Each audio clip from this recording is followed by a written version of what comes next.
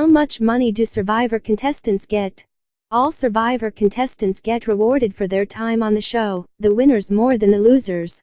While many people are drawn to the show for the money, it won't be until they leave. Whether they are winners or losers, it doesn't really matter since everyone gets something. The Survivor contestants wake up to the harsh realities. One of the biggest drawbacks to being involved in this reality TV show is you lose a great deal of the proceeds to taxes. It's a drawback they have to live with while they participate in a show which is a spin-off of the Swedish reality TV show Expedition Robinson, but truthfully, there are dozens of virtually identical shows of its type around the world, filmed by 51 different countries.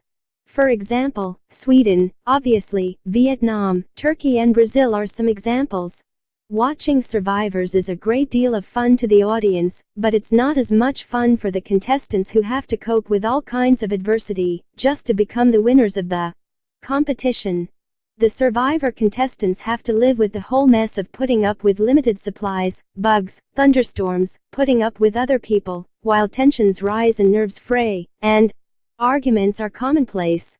Winners and losers of Survivor get paid, but the winner is the one that takes away the $1 million, but the rest of the contestants receive smaller amounts of money, but the people who have lasted the longest on the show and haven't given up as some do, receive more money. Second place Survivor contestants receive $100,000. Jon Dalton, aka Jonny Fairplay, after he fooled both viewers and contestants into believing his grandmother had died at the point where the loved ones visited the island, was interviewed by TMZ, gave a lot of information about the compensation the contestants received. The first person to be voted off after just 3 days receives only $3,500, though reports state the first Survivor contestants to be voted off receive only $2,500.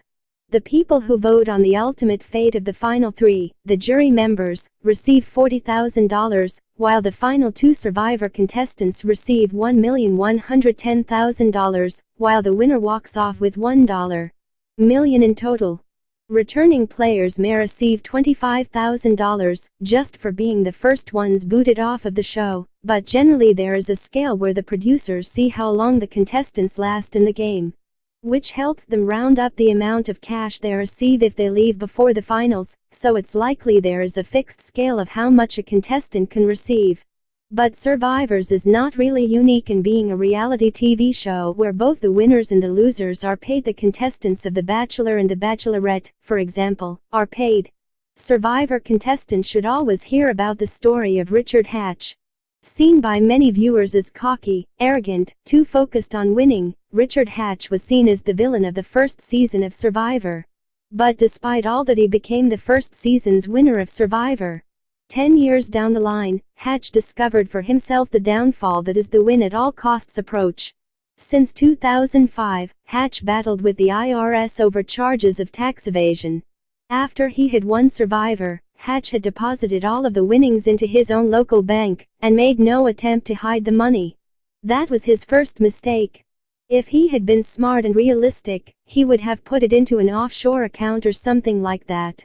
To make it worse, Hatch had known, thanks to the contract he'd signed on becoming a contestant, taxes were meant to be paid in when he left the island.